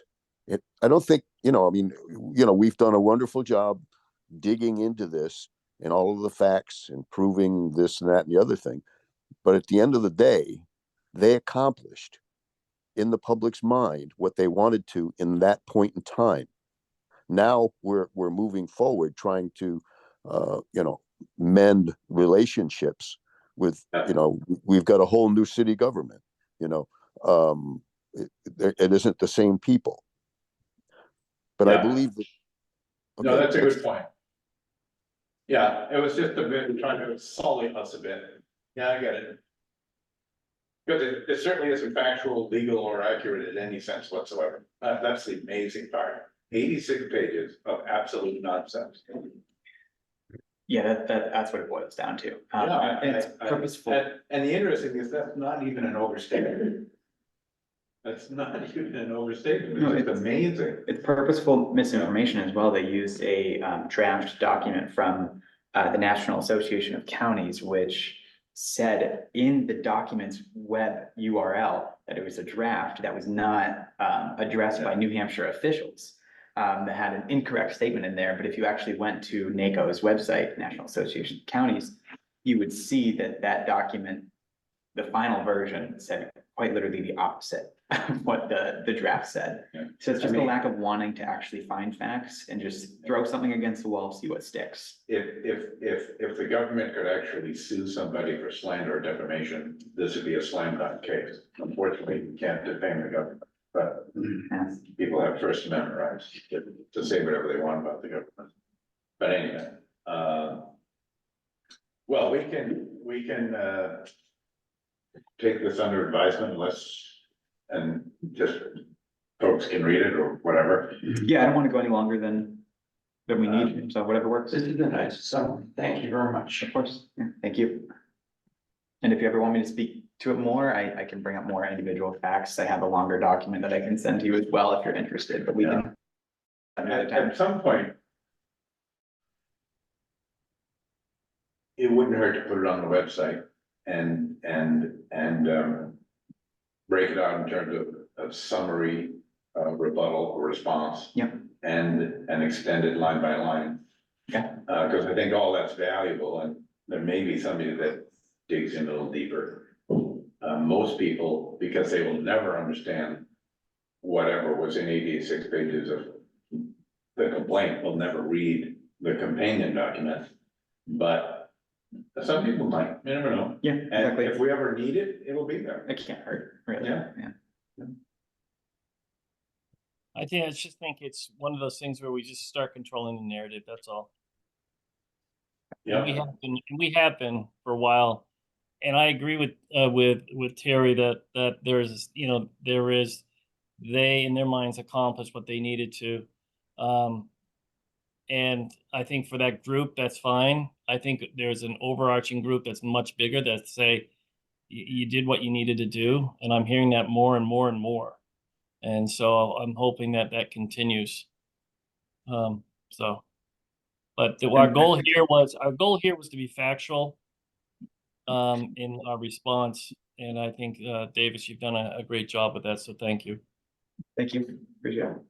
You know, that there's probably no way to overcome the lack of professionalism and knowledge and education of the signatories of the complaint. I'm just shocked that anybody would put their name on a document like that, because it would be an absolute embarrassment. Yeah, we have a great team downstairs doing great work for the city of Keene and all of Cheshire County right now, and there's no reason to drag them into unnecessary defamation. That's right. I think if any value, going into the future,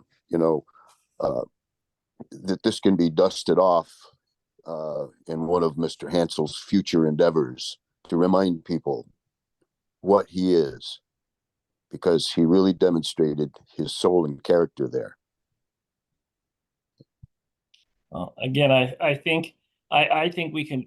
I think as we move forward, there'll be opportunities to tell this and utilize this in different situations. So I look forward to those opportunities. But all right, that's my report. That's all I got. Is there any old business? Any new business? Did you want to mention, and maybe you did, there we go. Go ahead, Terry. I just wanted to note that the consumer advocate just came out with a what did he do? He timed out Jaffrey's community power contract with Standard Power, because the town originally had said that they cannot they won't enter into a community power thing that costs more than the utility default. They came in at 10.1 cents, and this was just this month, last month, excuse me. So there are 3 towns involved. It's kind of interesting that the broker model is, even though it's becoming more and more successful, especially in Cheshire County, almost half of the towns in Cheshire County has some contract with that broker model system, and it's falling apart. And they're, even though they voted for it last month, they're going to be with the default of Eversource. So it's just another thing that we can feel that our coalition model is superior, and it in the long run it's going to be the model that most people will use. So the use of the whole broker middleman is not that useful, is that what you're telling? Well, if the town in adopting community power do it for the reason of coming in with a lower rate than the utility, then yes. So why would they take a rate that's 3 cents higher than the utility? Yeah. And it's just, if you hear this, and it may be misconstrued, because the article that came out of the PUC doesn't mention the broker model. It just a blanket statement about community power programs, but it's specifically the broker model and not the coalition model, because the coalition model is underneath the utility default. So that could come back and taint some people's minds about community power in general. Anyway, that's just a Okay. Yeah. Cheryl, were you gonna say something? I think Chris is gonna bring it up. Okay. Oh, no, it's just that we did receive the final FMAP payment that we've been waiting for. And I think it's a little over 200, what was it, 222,000? Right, something like that, yeah. Yeah. And if you remember, these were payments during COVID that the counties were receiving. And over last year, that percentage has been worked back to this, and this last payment the last payment would be the last quarter of this past year. So that just came in, and we would put that into our fund balance. Yeah, well, it got posted to the revenue line that for 2023, but yes, it will flow down. You're absolutely right, to fund balance, because Yep. it was more than what we budgeted for. Yep. Yeah, we thought it actually, because they were cutting the percentage every quarter, they were cutting the percentage down. So this is a pleasant surprise, but all of them have. And if you remember, a big chunk of that money went so that we wouldn't have to have the taxpayers pay the 4.4 million for the